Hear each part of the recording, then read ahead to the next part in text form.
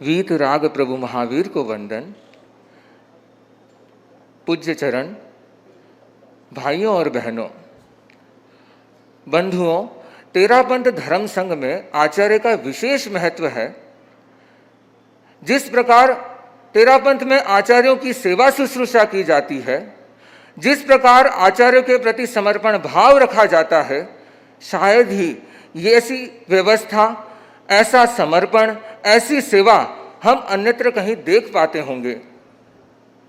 पूरा धर्म संघ एक चिंता करता है कि किस प्रकार आचार्य स्वस्थ रहे, आचार्य प्रसन्न रहे। तो दूसरी तरफ मैं पूज्य प्रवर को देखता हूं, वही चिंता पूज्य प्रवर धर्म संघ के प्रति करते हैं, धर्म संघ के प्रति कृपा भाव रखते हैं, धर्म संघ के लिए हर क्रिया करने का प्रयास करते हैं।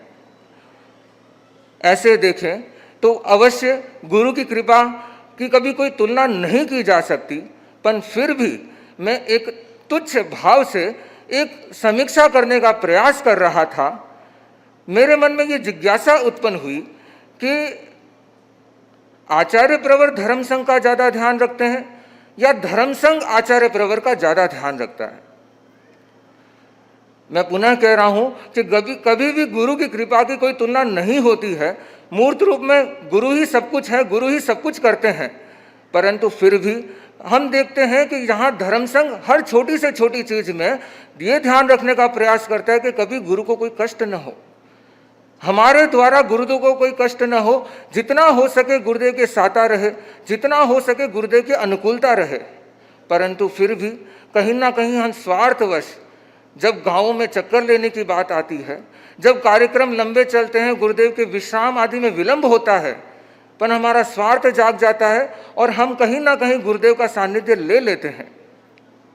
और वहीं हम दूसरी तरफ गुरुदेव को देखते हैं तो गुरुदेव वही कृपा भाव से अपना विश्राम, आहार सब गौण करके केवल किसके लिए विराजते हैं?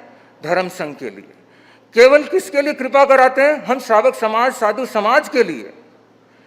अगर मैं और आगे चलूं, अनेकों बार ऐसे प्रसंग बनते हैं कि हम छोटे संत गुरुदेव को सहारा देते हैं।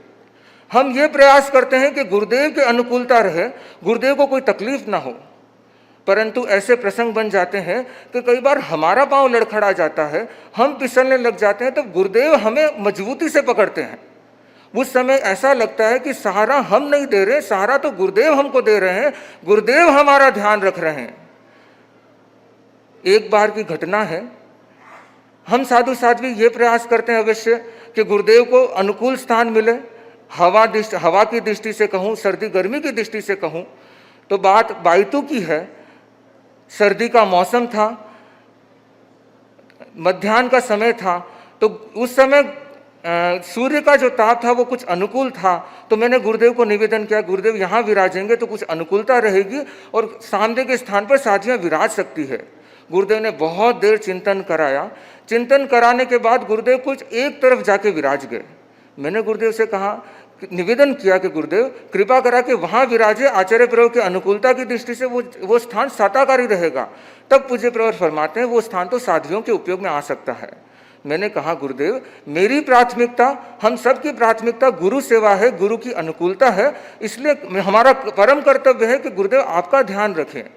गुरुदेव ने जो फरमाया उसको मैं अपने शब्दों में कह रहा हूँ, बड़ी मार्मिक बात फरमाई कि तुम्हारा कर्तव्य हमारा ध्यान रखना है और हमारा कर्तव्य साध्वियों का ध्यान रखना है। बंधुओं, इस प्रकार अनेकों ऐसी छोटी छोटी घटनाएं, ऐसे छोटे छोटे प्रसंग हैं जो हमें ये समझने पर मजबूर कर देते हैं कि हम चाहे कितना भी कर लें, पर गुरु जितना ध्यान रखते हैं उतना हम नहीं रख पाएंगे। अनेकों श्रावक समाज मेरे से ये पूछता है कि हम गुरुदेव की सेवा करते हैं, क्या गुरुदेव हमको जानते भी हैं क्या?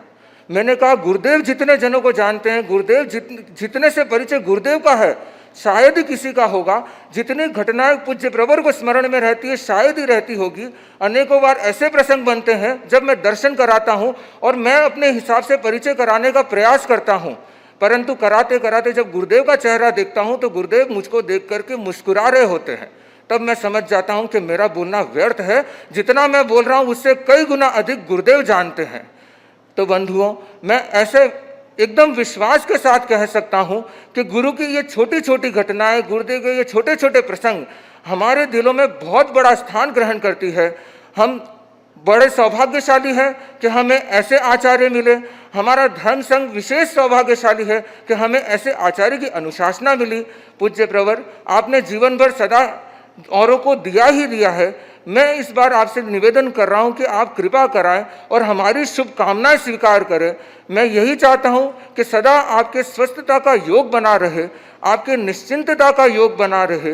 गुरुदेव, ये अर्ध शताब्दी अर्थात दीक्षा कल्याणक का जो प्रसंग चल रहा है, ये धर्म संघ आप श्री के सानिध्य में दीक्षा का शताब्दी वर्ष बनाए, यही मनोकामना, यही मनोभावना पूरे धर्म संघ की तरफ से आपको निवेदित करता हूँ।